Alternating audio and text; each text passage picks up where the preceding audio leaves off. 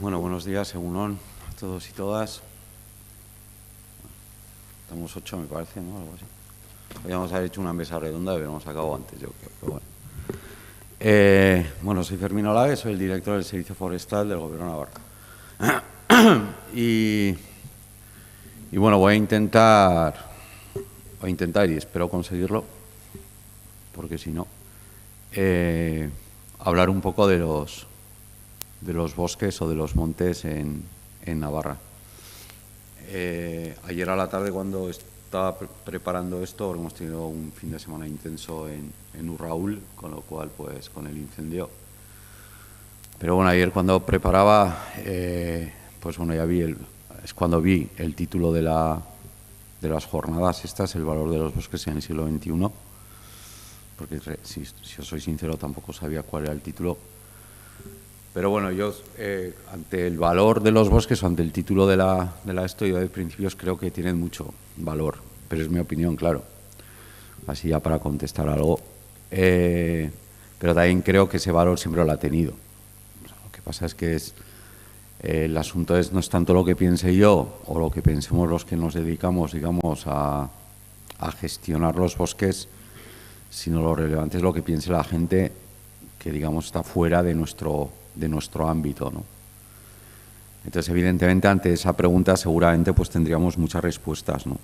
Yo creo que en general esto es un poco como las ballenas, ¿no? Si preguntas a la gente si quiere conservar las ballenas, pues todo el mundo te va a decir que sí, inicialmente. Otra cosa es luego cuando entremos ya en detalles, ¿no? Si tienes que poner dinero para conservar las ballenas, si tienes que ir tú 7 meses a Terranova a cuidar a las ballenas, o sea, ya las cosas empiezan a cambiar, ¿no? Pero bueno, en cualquier caso yo creo que todo el mundo estaría o tendría una respuesta positiva, ¿no?, a que los bosques efectivamente tienen un valor. ¿Cuál? Eso es otra cuestión, ¿no? ¿Y por qué? Pues seguramente pues habrá gente que diga porque simplemente le gusta que estén, porque me gusta vivir en un lugar en donde hay bosque. Habrá gente que simplemente sean cuestiones subjetivas meramente, una cuestión de belleza.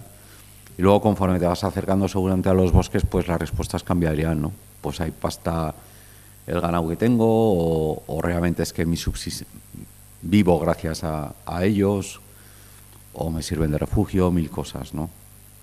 El me gusta pasear es el más habitual seguramente ahora mismo, ¿no? Me gusta pasear por los bosques seguramente en una encuesta, porque si hacemos una encuesta, digamos, a la población, pues un altísimo porcentaje de la población es urbana. Entonces, consecuentemente, su percepción de los bosques va a ser una cuestión puramente lúdica generalmente, ¿no?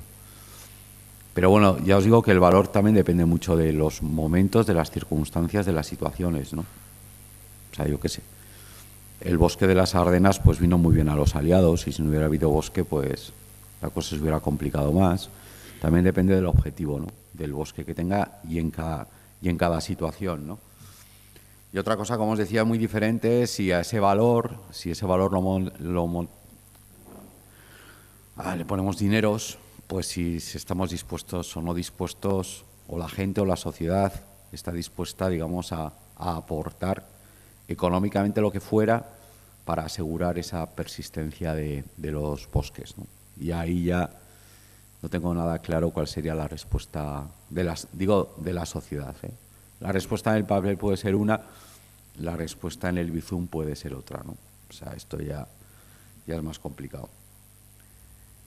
Los bosques yo creo que es, en primer lugar, no, en el ámbito hispano o mediterráneo, la palabra bosque se utiliza poco, técnicamente hablando, coloquialmente hablando es una palabra muy utilizada, pero técnicamente se utiliza más la palabra monte, ya que, digamos, de nuestra perspectiva, cuando hablamos de lo forestal, hablamos de todo aquello que no es urbano, que no es industrial y que no es agrario. Y ahí entran pues terrenos arbolados, pero lo mismo entran pastos, lo mismo entran matorrales, lo mismo entra un roquedo, ¿no? Todo eso conformaría lo que denominamos nosotros terrenos forestales. En cualquier caso, los terrenos forestales de una comunidad como es Navarra, que somos muy pequeños, pero al mismo tiempo inmensamente diversos, pues tenemos muchos diferentes tipos de montes o de bosques, ¿no? El verde, verde, bonito, bonito y con colores en otoño, pues es el que en el ámbito urbano va a ser más atrayente, ¿no? Y estos de aquí ya lo son menos, ¿no?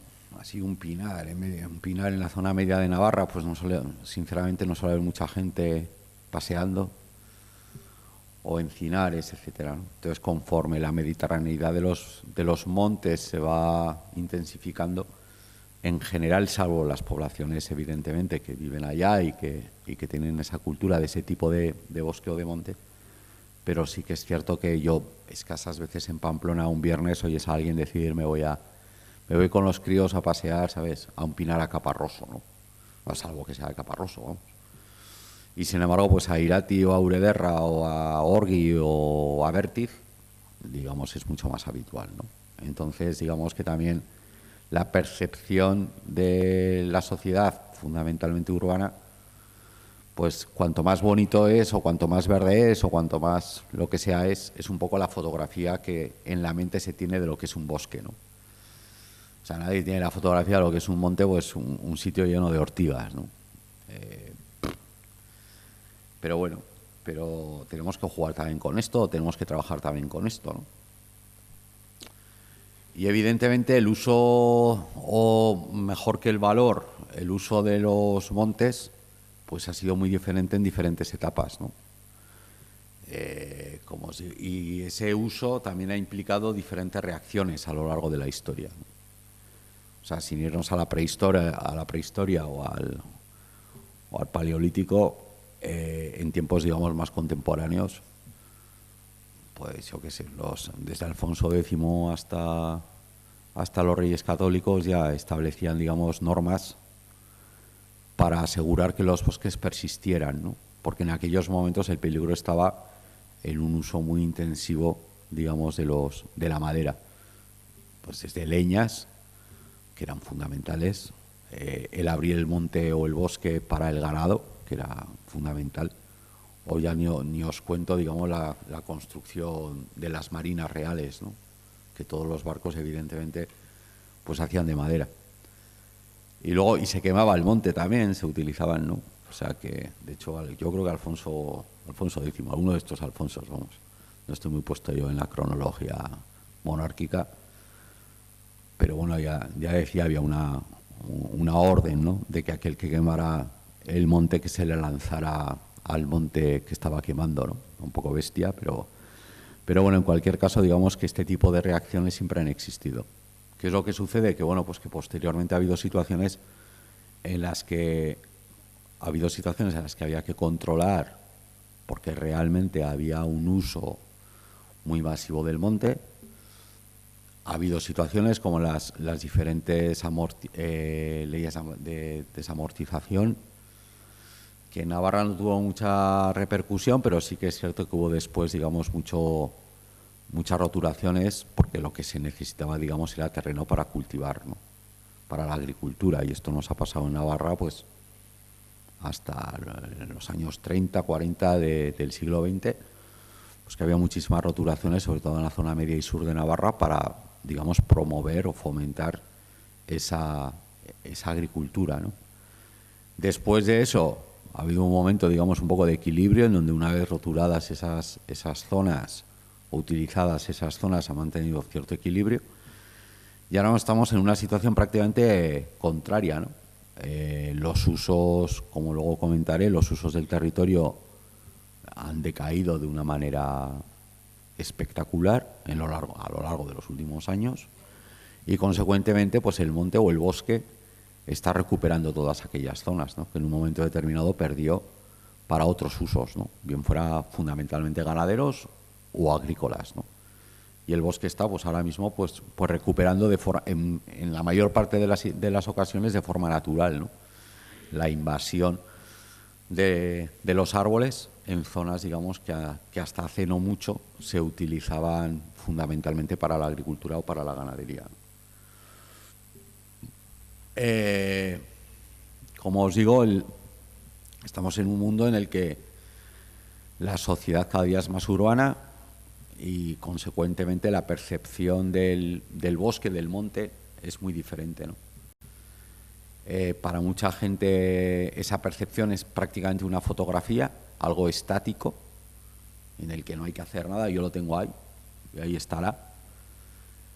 En general hay otra serie de preceptos como que plantar un árbol siempre es bueno y cortar un árbol normalmente siempre es malo. Digo como preceptos, como fake news se diría ahora casi, pero bueno. También hay otra visión de que cuantos más árboles tengamos, pues evidentemente es muchísimo mejor. O cosas más de detalle, como que usar papel sí o sí es necesariamente malo, ¿no? Yo no hace mucho tiempo yo creo que en el Parlamento, digamos, ¿no? ¿Cuántos de ustedes tendrán en el pie de página de sus firmas electrónicas el no use papel, ¿no? Es cierto que hay poca gente que lleva a extremo no use papel o si no morirá, tampoco lo pone la gente, pero sí que es cierto que digamos que esos mensajes están ahí, ¿no? Que muchas veces tampoco se sabe muy bien por qué o de dónde vienen, ¿no? Porque es el concepto global de que es malo y ya está. Cortar árboles o usar papel porque viene de los árboles, ¿no? Esto, digamos, con respecto a una serie de conceptos generales. Entrando más en el detalle de quién es, que era otra de las preguntas que aparecía en el guión de quién son los montes o de quién son los bosques. Pues esto depende muchísimo de las zonas en el mundo. O sea, de principios, yo estoy hablando aquí de Navarra, pero no tiene absolutamente nada que ver la propiedad o la distribución de la propiedad dependiendo de las diferentes regiones o países en el mundo. Nada que ver, ¿no? O dentro del mismo país o dentro de la misma región, ¿no? En el caso navarro, el 60% de los montes son públicos, el 10% pertenece al Gobierno de Navarra y el 30% pertenece a propietarios privados, ¿vale? Esto sería un poco la distribución en Navarra. Como os decía antes, también esto es mucho consecuencia de que las leyes de desamortización no tuvieron especial relevancia, sobre todo en la zona norte de Navarra, ¿vale? Porque no, por la propia propiedad o el tipo de uso del territorio, pues los terrenos que teóricamente eran susceptibles de ser vendidos, por entendernos, pues eran muy pequeños y tampoco, digamos, tenía mucho sentido, ¿no? Entonces, pues bueno, esto, por ejemplo, es una grandísima diferencia pues con otras comunidades autónomas en donde prácticamente el porcentaje es a la inversa, ¿no? Que hay muchísimo monte privado y poco monte público. Pero también es qué tipo de monte tenemos, ¿no? O sea, porque al final ya no solamente es si es público o privado, y como por lo que me han dicho las 7 u 8 personas que estáis aquí, creo que no estáis dentro del sector, ¿no? O en general no estáis dentro del sector. Digamos, el monte, digo por empezar como de cero, no vamos a dar nada por supuesto. El monte privado es un monte que pertenece a una persona, vamos, pues como una casa o como una plaza de garaje, ¿vale? Y el monte público es aquel que pertenece, digamos, generalmente a una entidad local. En el caso de Navarra puede ser un ayuntamiento o puede ser un concejo o una mancomunidad o una junta tradicional de montes, ¿no? Pero bueno, como os decía, una cosa es la titularidad, o sea, es decir, el monte sí que tiene un dueño, ¿vale? Aunque en términos generales también, o desde un punto de vista de una sociedad muy urbana, al final el entrar al monte o pasear por el monte o coger setas en el monte o dejar que tu hijo, ¿no?, se destruya su cerebro cayéndose por el monte, pues realmente nadie piensa que hay alguien que te pueda llegar a decir que no estés ahí o que no pases por ahí porque es su monte, ¿no? Y es así, y sí que está. Lo que pasa es que, bueno, pues que no, lo que no está en ese propietario muchas veces es en el monte para decirte que no puedas entrar en su monte, pero la realidad es que tiene un propietario, ¿vale? Exactamente lo mismo que si alguien entrara en vuestra casa en Pamplona, que seguramente pues no os haría gracia. Pero bueno, en cualquier caso sí que existe esa propiedad y la superficie que tiene cada propietario, bien sea público, bien sea privado, Pues en el caso de Navarra, la superficie media de los montes públicos es de alrededor de 2.000 hectáreas y de los montes privados muy pequeñita, como 2,5 hectáreas. Claro, es muy pequeñita desde una percepción forestal o desde una percepción rural. O sea, 2,5 hectáreas, que es el ejemplo que siempre se utiliza para, que no es del todo real, pero bueno, que es más visual, son 2,5 campos de fútbol, ¿no? Pues una superficie de 2,5 campos de fútbol es una superficie muy pequeña en ese ámbito, ¿no? A una persona de la ciudad, pero supongo que le parecerá enorme, ¿no? Pero no lo es. Y 2.000 hectáreas sería la superficie media de los montes que pertenecen a los ayuntamientos, a los concejos de Navarra. ¿Qué pasa? Que esto tiene repercusiones en la gestión. Es muy difícil hacer algo en una superficie tan pequeña, sobre todo si estás muy alejado, digamos, de vías de comunicación importantes o de valles importantes, ¿no? Y evidentemente en otras zonas en el mundo, ya os he dicho que hay comunidades autónomas que prácticamente es a la inversa, todo. O sea, Galicia, por ejemplo, el 80 o el 90% de los montes son privados, ¿no? Y con una superficie todavía mucho más pequeñita que la nuestra, ¿no? Pero yo que si me voy a la Patagonia Argentina, pues tenemos superficies privadas de más de 40 o 50.000 hectáreas, ¿no?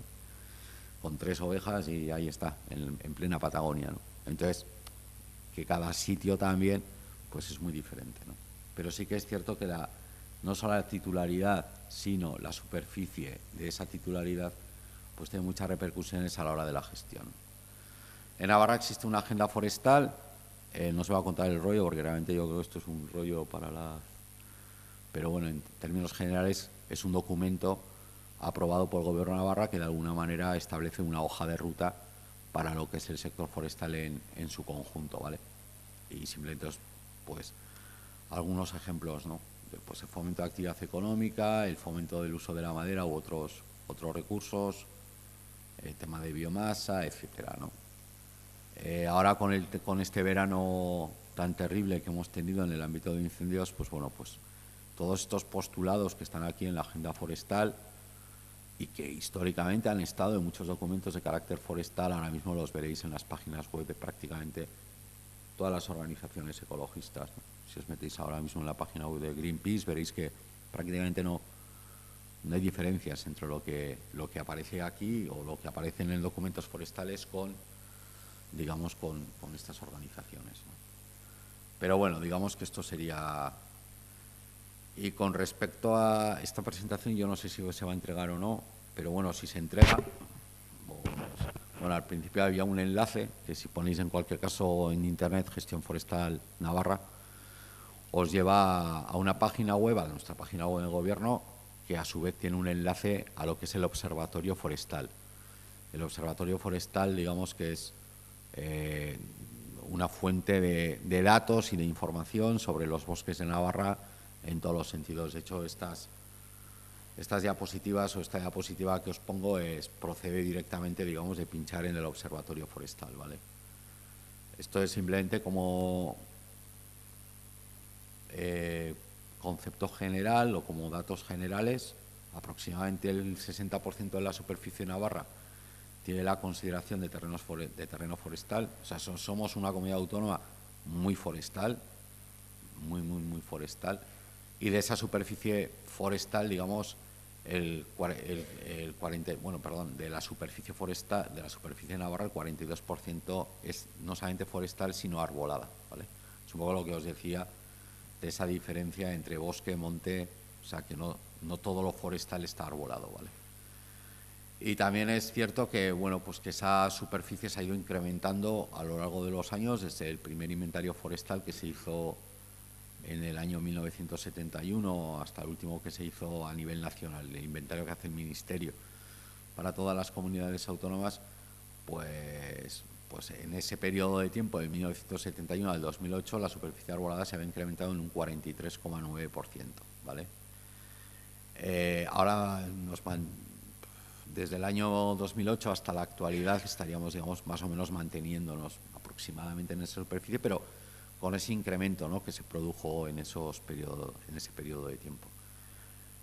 Como creo que os diré más adelante, eso no necesariamente es bueno.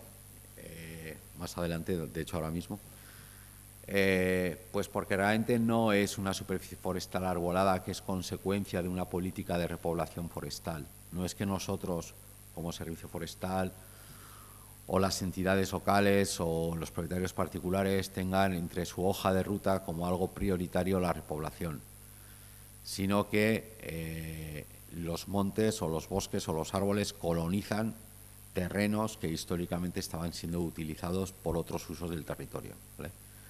Entonces, en el ámbito, y aquí hay que ser muy prudente, en el caso concreto de Navarra, el hecho de que la superficie forestal se incremente, la superficie arbolada se incremente, no necesariamente, o no en todos los sitios de Navarra, eso tiene por qué ser, digamos, algo o un factor positivo, ¿vale? Porque lo que nos está indicando es que realmente otros usos del territorio igual de relevantes están desapareciendo, ¿no? Como es la ganadería extensiva o como es la agricultura, ¿no? Entonces, pues bueno, digamos que ahí es donde ahí es donde ya uno de los preceptos básicos de una sociedad desconocedora de la realidad forestal y que entiende con toda la buena intención de que cada vez que tengamos más árboles o cuanto más árboles tengamos es mejor, pues no necesariamente, no necesariamente. En el caso navarro, el 80% de los bosques son autóctonos. No es un adjetivo que a mí especialmente me resulte muy amigable desde una perspectiva técnica, pero porque realmente el ser autóctono, pues no sé dónde está la línea de que se considere a un árbol autóctono o no autóctono, ¿no? O sea, ¿cuántas generaciones esa especie ha tenido que estar entre nosotros para considerarlo autóctono? O sea, me parece, digamos, que un adjetivo que si lo trasladamos a lo humano, ¿no? Pues seguramente no estaría nada bien visto, ¿no? Para ser navarro tienes que haber pasado 17 generaciones, o 5 o 4, pero yo qué sé, ¿no? Pero bueno, en cualquier caso, si entendemos como autóctono que el 80% de nuestros bosques se regeneran de forma natural, o sea, es decir, las nuevas plantas no proceden de plantaciones que nosotros hagamos, sino proceden de las propias semillas de los árboles que están en el monte. Y esto pasa, y es evidentemente muy habitual en el caso navarro, como veis en el mapa, pues fundamentalmente con los hayedos, donde tenemos casi un tercio de todos los hayedos que hay en la península ibérica, contando España y Portugal, están en Navarra, o pinares de pino silvestre en la parte pirenaica, en el cuadrante nororiental de Navarra, o robledales mediterráneos encinares en la zona media de Navarra, fundamentalmente, ¿no? Entonces, pues bueno, tenemos realmente, yo que sé, frente a otras comunidades autónomas, en donde la proporción de bosques plantados o con unos fines muy claros de producción es muy elevado, ese porcentaje. En el caso de Navarra, pues realmente la mayor parte de nuestros montes proceden, digamos, de semillas de los árboles de esos montes, ¿no? Y bueno, y la realidad es que estos bosques generan una serie de productos que son una fuente muy importante de ingresos para las entidades locales o para los propietarios privados o para el mundo rural, ¿no? Que evidentemente en el PIB, cuando se habla de PIB y cuando cogemos las portadas de los periódicos desde Navarra, nunca va a aparecer el sector forestal, ¿sabes? No somos ni Volkswagen, ni la Universidad de Navarra, ni la agroindustria, ni la agroalimentación, pero sí que a nivel local estos aprovechamientos o los bosques o los recursos forestales que proceden de esos bosques sí que son muy relevantes, ¿vale? Pero bueno, la realidad es que todo esto ha cambiado mucho, como os decía al principio, ha cambiado una barbaridad en los últimos 30 o 40 años aproximadamente. Ya hay mucho territorio que ya no tiene los usos que tenía. Y aquí os pongo un ejemplo que es muy habitual en la zona media de Navarra, que son los robledales, igual que sean encinares o robledales o carrascales o robledales mediterráneos, ¿no? Que hasta hace pues 30 años se utilizaban fundamentalmente para la obtención de leñas de hogar, evidentemente era el combustible que se utilizaba en los pueblos, además de para otros usos, sobre todo para ganadería extensiva. Y la realidad es que, bueno, pues evidentemente en el momento que hay otras fuentes de energía alternativas más cómodas, etcétera, pues la leña y esos usos desaparecen. Y en el momento que desaparecen, pues el bosque lo que no hace es frenar. O sea, el monte no dice, joder, ha desaparecido, va a dejar de crecer. El bosque sigue su ritmo y sigue creciendo y sigue, pues bueno, no los árboles que son, yo que sé, que están enfermos o que están malos, que históricamente, pues cuando estabas haciendo las leñas de hogares te ibas a llevar esos árboles. Entonces la semilla que, o el mejor árbol que dejabas era el que luego iba a dar la semilla y consecuentemente el monte se iba, no solamente seguía existiendo, sino que además iba mejorando.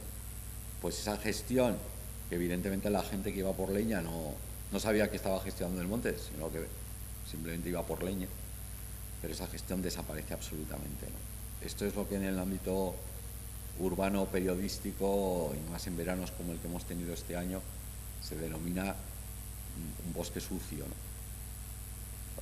Luego la sociedad, que conste que también la suciedad es un concepto muy urbano, ¿no? Porque ecológicamente hablando, pues los estratos, cuanto más estratos hay, también desde una perspectiva de biodiversidad, el bosque es más rico, ¿no? Otra cosa es que desde la perspectiva de incendios, una mayor combustibilidad vertical, pues también es más peligrosa. Pero bueno, esto es una realidad que vivimos en Navarra y vivimos en general en toda Europa, vamos. No es algo concreto de Navarra, ni mucho menos. De hecho, vamos, aquí se hace una gestión seguramente mucho más activa y mucho más generalizada que la que se hace en muchas otras zonas, ¿no?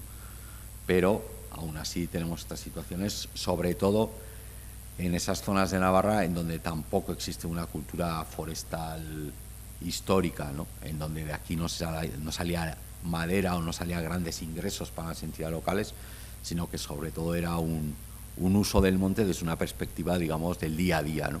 Pues las leñas, la ganadería extensiva, etcétera. Pero como os digo, el monte cambia, ¿no? Si veis la de blanco y negro, es la primera foto aérea del ejército americano que se hizo en Navarra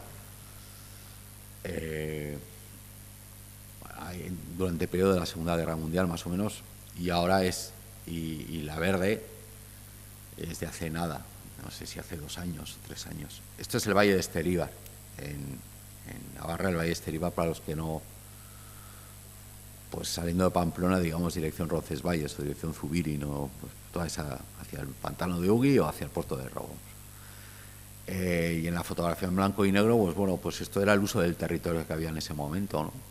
O sea, era un uso del territorio con una distribución de mosaico de diferentes parcelas, de diferentes usos, ¿no? Donde estaban los terrenos agrícolas, donde estaban los terrenos que se utilizaban para ganadería, donde estaban los terrenos forestales arbolados, los no arbolados, etcétera. No era un mosaico, digamos.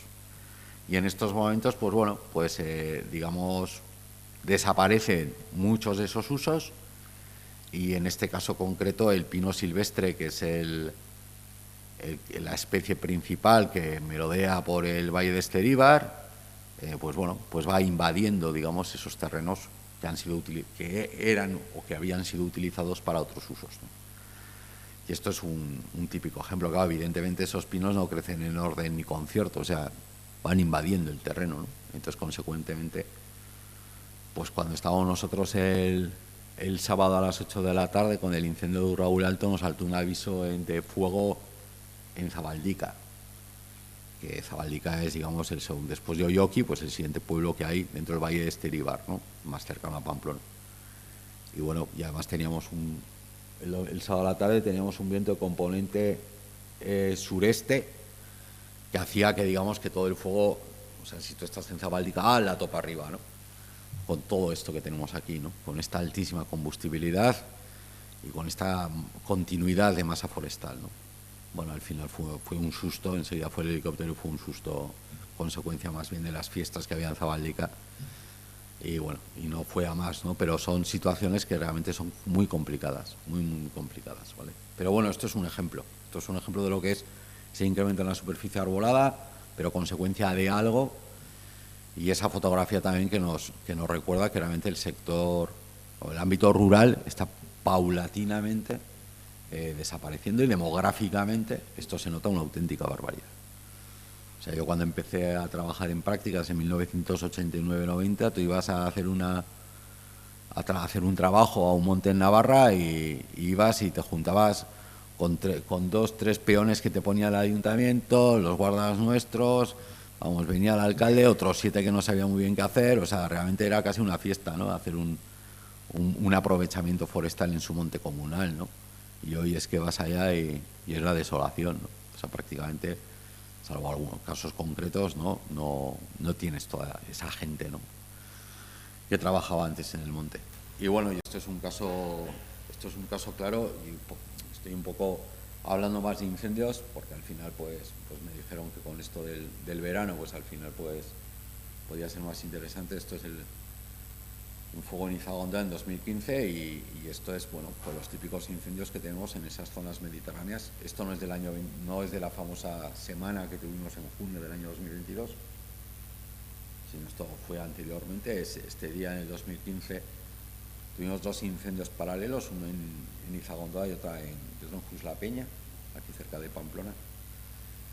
Y bueno, pues es esa tipología, digamos, de masa mediterránea que bueno, pues que tiene evidentemente el valor que tiene, hablando del valor, el valor de mercado que tiene ese tipo de maderas, pues es un valor, digamos, más pequeño, en donde no existe tampoco en esa zona mediterránea esa interacción, digamos, entre la gente y el monte, como sí que existe en la zona norte de Navarra. Y bueno, y además de todo eso, pues ese paulatino abandono, ¿no?, de los montes. Entonces, pues bueno, pues pasan cosas como esta, ¿no? Y con respecto a estas amenazas y dentro de este ámbito, digamos, de los bosques, de la superficie forestal, pues evidentemente existen factores que maximizan los riesgos bióticos y abióticos, que son todos los que estamos hablando, ¿no? Sí que es cierto que es un puzzle muy complejo, que es muy difícil muy difícil no, se simplifica con mucha tranquilidad, pero es un puzzle muy, muy complejo.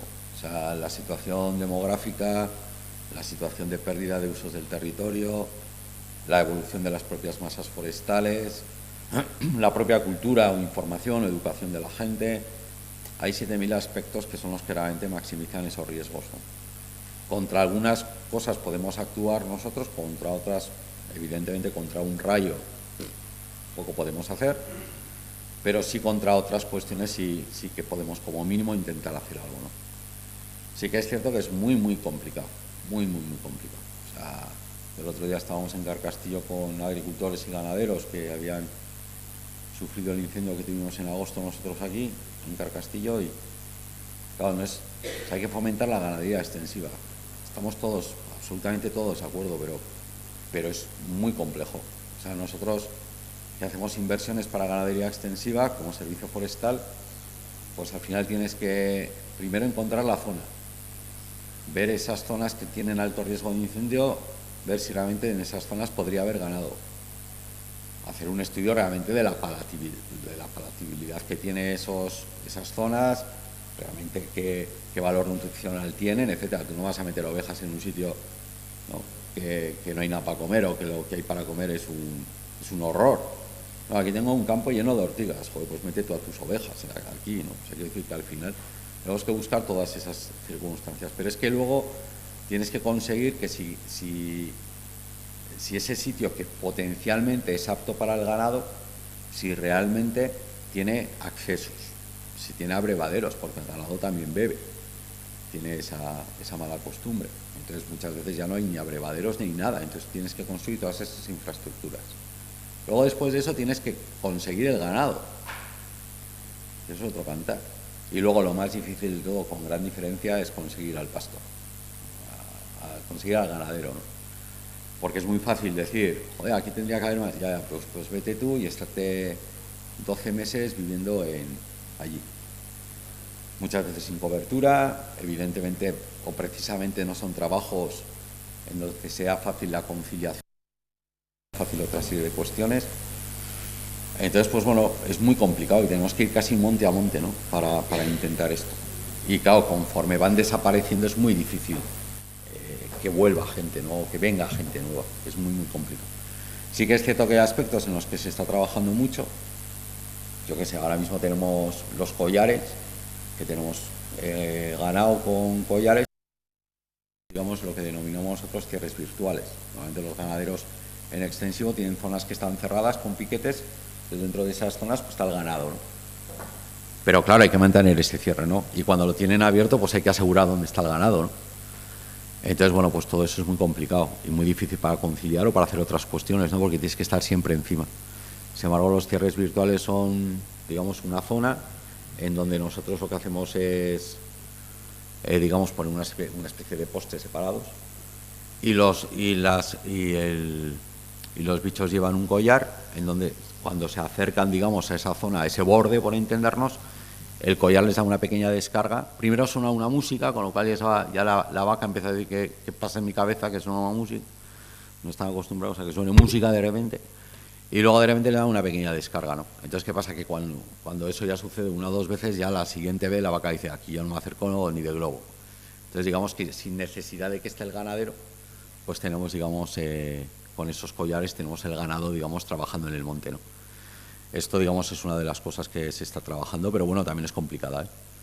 Pero bueno, y luego tenemos todos los episodios de cambio climático, ¿no? Si a todo esto sumamos una situación meteorológica que no es nada, digamos, habitual por un lado y que genera sobre todo una serie de episodios con condiciones extremas, ¿no? O sea, que decir, calor siempre ha hecho, o sea, yo soy de Pamplona y de pequeño, o sea, pues siempre nevaba.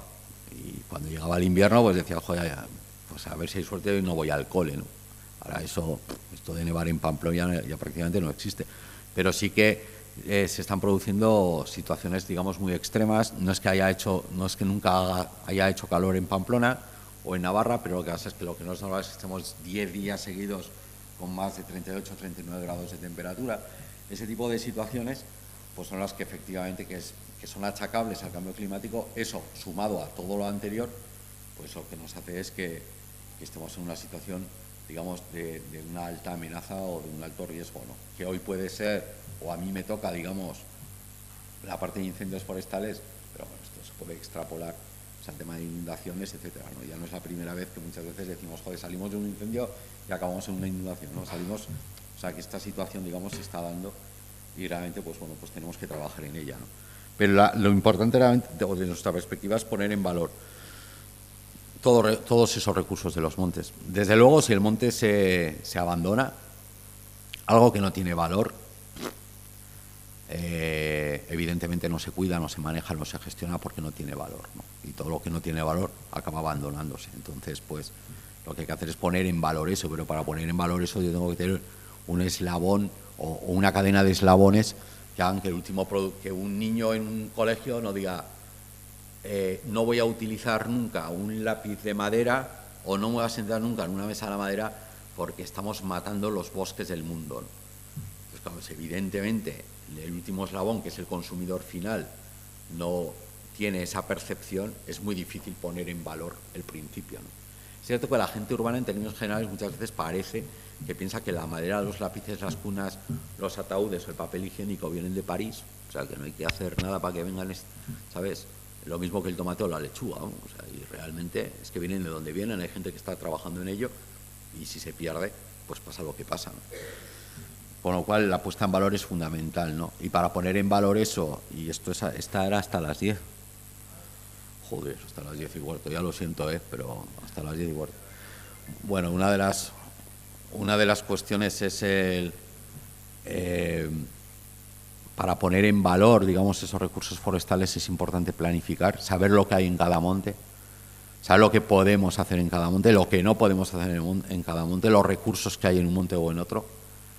Y para ello, digamos, que se redactan una serie de documentos, que son unos documentos de planificación que denominamos nosotros documentos de planificación forestal y que proyectos de nación de montes, y que en el caso de Navarra los primeros ya datan de 1905. Esta es la portada original del proyecto de ordenación del monte de Legua Acotada, que es un monte que está en el valle en el norte del valle de Esqueríbar, en la zona, digamos, que hace frontera de hecho con Francia, y bueno, pues en ese monte, digamos, se hizo el proyecto de ordenación, en ese grupo de montes se hizo el proyecto de ordenación en 1905, está hecho toda a plumilla, y para saber lo que había en el monte o lo que se podía hacer en el monte, pues se iban los ingenieros y los guardas o los peones o como las denominaciones que tuvieran en aquel momento, y se pegaron casi 2-3 años en el monte haciendo esto, ¿no? Y que era contar todos y cada uno de los árboles que había en el monte. La estadística todavía no había cruzado los Pirineos y contaban todos y cada uno de los árboles que había en el monte, ¿no? Para luego con eso saber, digamos, qué madera se podía utilizar o qué madera no se podía utilizar, o dónde se podía cortar o dónde no se podía cortar.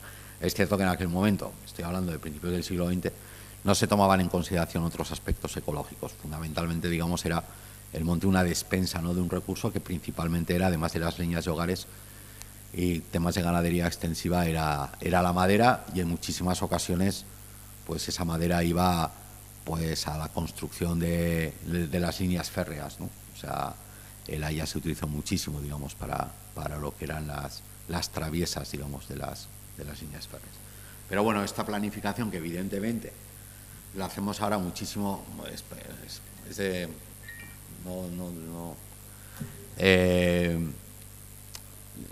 digamos que esta planificación ha mejorado mucho, se toman en consideración muchos aspectos más allá de lo que es el aprovechamiento de madera, y además pero lo que ha empeorado ha sido que ahora lo hacemos todo con ordenador, y estos lo hacían con plumilla, que son auténticas joyas de arte los libros. Los pocos libros que han llegado a nosotros, digamos, pues son auténticas joyas de arte. Sí que es cierto lo que os digo, ¿no?, que solamente consideraban en aquellos orígenes la madera o el aprovechamiento de la madera, ¿no? Navarra está a la cabeza a nivel estatal de la superficie forestal que está sujeta a instrumentos de planificación, y además cuando tenemos un monte planificado, digamos, lo que intentamos conseguir en el mayor número de los casos es un sello que que está otorgado por una tercera parte independiente, que nos garantice o que asegure, digamos, al consumidor final que todo lo que provenga de esos montes que están ordenados pues cumple con unos criterios internacionales de gestión forestal sostenible, ¿no? Y eso es lo que se denomina certificación forestal.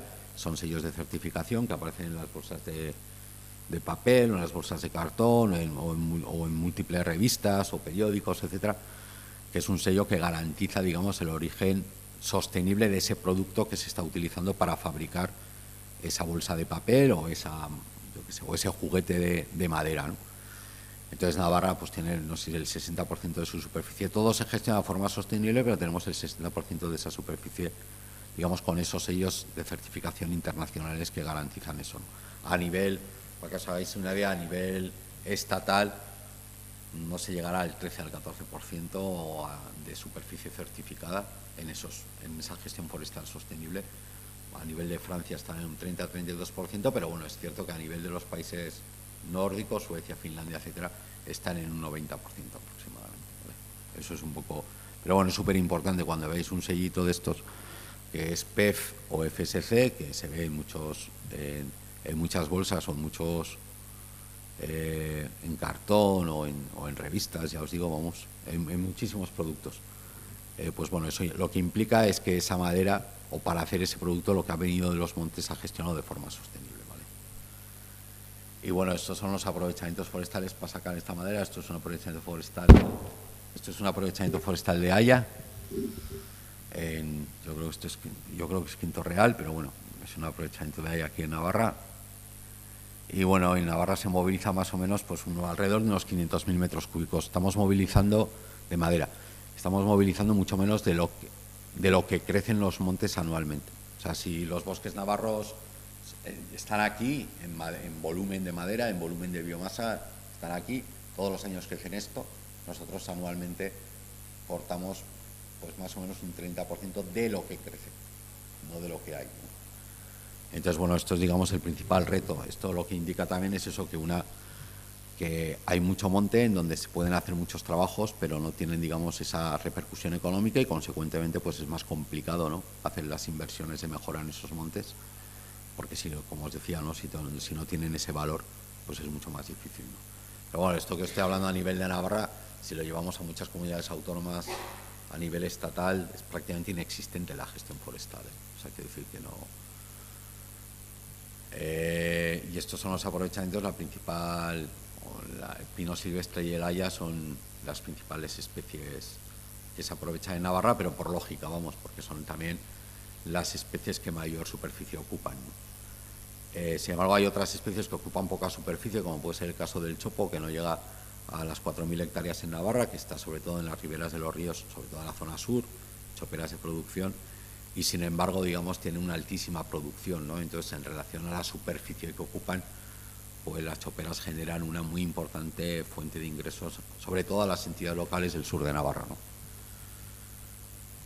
Los chopos, por ejemplo, se utilizan para palillos y para barcas de fruta y todas estas cosas, o para forrar las autocaravanas por dentro. O sea, cada especie luego, a su vez, como a la tarde os van a hablar de construcción con madera, que también es otro problema que existe, ¿no? Que la gente habla de madera, ¿no? O sea, de madera en términos genéricos, y cada especie es un mundo, cada madera es un mundo y no tiene nada que ver las unas con las otras, ¿no? No puedes utilizar la misma madera para hacer una persiana que para hacer un suelo o para hacer un mueble, ¿no? O sea, no, son maderas, cada una es una, o hasta cuando cortas ese árbol concretamente, pues también tiene una altísima repercusión en las características de la madera, ¿no? O sea, para hacer, los que seáis de Navarra y vengáis de zonas rurales o de pueblos, sabéis que el haya, si sois del norte, o sea, como es mi caso, pues el haya se tenía que cortar siempre en luna creciente, ¿no?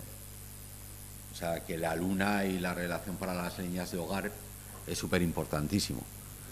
O sea, porque cuanto más, digamos que la savia tiene menos humedad, la madera, si se corta en creciente, en el caso del haya, y entonces tú la metes la leña en la chimenea y arde mejor.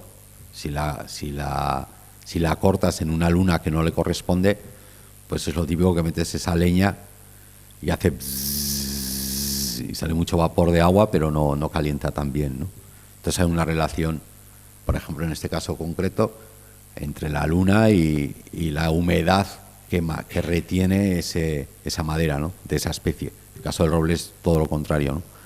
Pero si esto lo llevas luego ya a usos industriales de biomasa, por ejemplo, para hacer astillas o para hacer pellets, evidentemente no es lo mismo sacar un árbol del monte con un 40 o un 50% de humedad a sacar un árbol del monte con un 20% de humedad, ¿no? No es lo mismo en los procesos posteriores de secado, en el tiempo que precisas para llegar a una humedad muy baja o en el coste que tiene ese proceso, ¿no?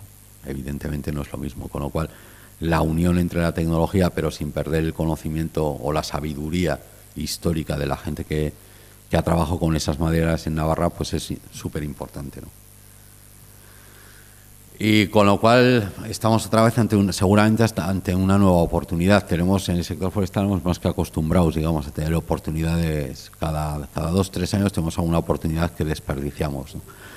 O bueno, desperdiciamos o que desperdicia o lo que entendemos nosotros que la sociedad desperdicia, ¿no?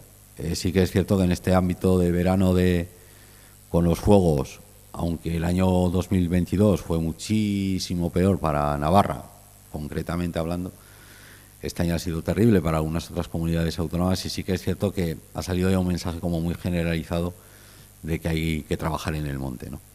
Y que realmente no es una cuestión de dejarlo ahí, de tener una fotografía estática, sino que hay que hacer cosas en el monte, que realmente pues el mundo rural pues paulatinamente se está perdiendo y tenemos un riesgo bestial, y que realmente pues bueno, ese trabajo en el monte no puede consistir exclusivamente en meter dinero público, porque al final eso dura pues lo que dura, ¿no? Lo que dura un presupuesto, lo que dura Yo llevo muchísimos años en esto y os aseguro que el tema de los incendios a nivel general, no hablo ni tan siquiera a nivel de España ni a nivel de Europa, en términos generales, ¿no? O sea, tú tienes unos fuegos terribles como ha habido el invierno pasado, por ejemplo, en California, en Los Ángeles, y una vez que pasa todo eso, a los 2-3 meses ya nadie oye hablar de aquello, ¿no?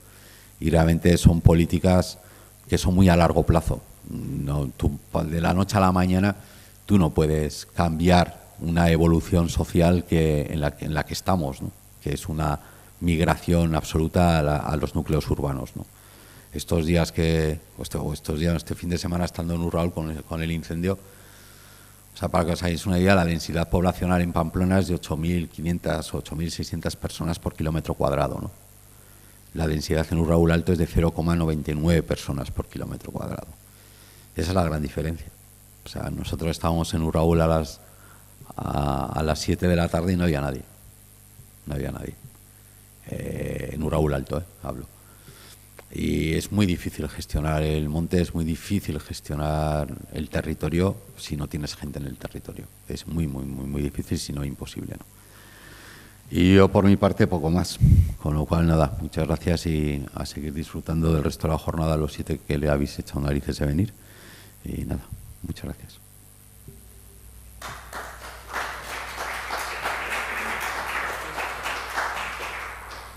Si queréis, tenemos tiempo para preguntas. Bastante, además. Sí. Y si no, le damos paso a Eduardo y unimos preguntas al final, como prefiráis. Espera.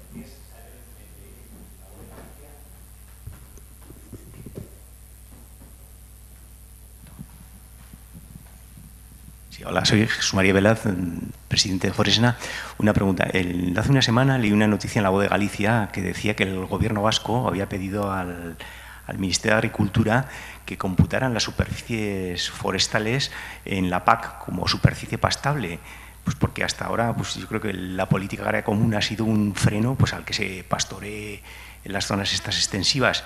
Entonces, un poco, también oí en el Día del Pastor en Huerta de Arquil que nuestro consejero también dijo que se iba a interesar por el tema y que para el próximo Plan de Desarrollo Rural, o sea, para el próximo PAC, como pedir que también en Navarra computaran las zonas pastables, porque a ver la opinión de Fermín Olave, qué le parece.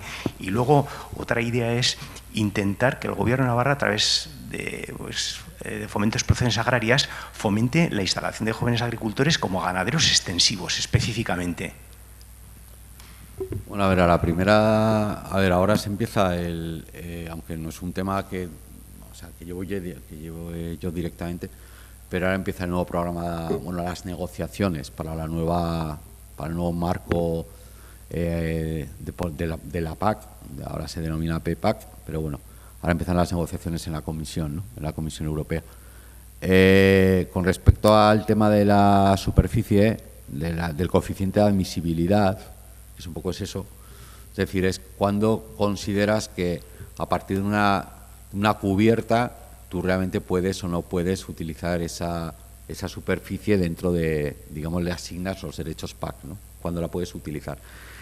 Eso depende mucho de bueno, a nivel estatal depende totalmente del Ministerio. El Ministerio es el que establece, digamos, esas pautas y, de hecho, nosotros ha habido años en los que nos ha llegado que de repente se reducían en 2.000 hectáreas o en 3.000 hectáreas la superficie admisible en Valcarlos o en no sé qué otro municipio, ¿no? Y nos enteramos nosotros casi al mismo tiempo que las entidades locales.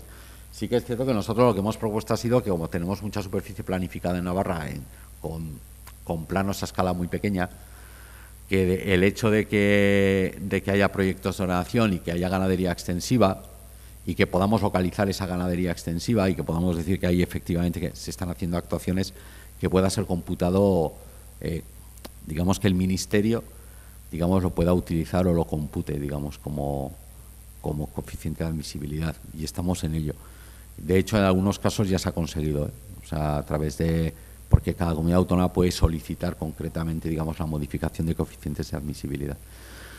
Pero bueno, es muy complicado, es un tema complicado que además depende totalmente de Bruselas en primera instancia y luego del gobierno estatal en segunda instancia. Esto con respecto al coeficiente de admisibilidad. Y lo otro que me has dicho, Jesús May, ¿qué era?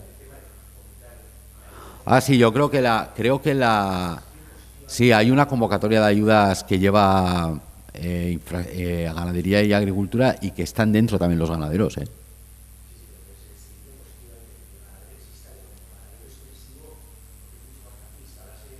Ah, hombre, claro,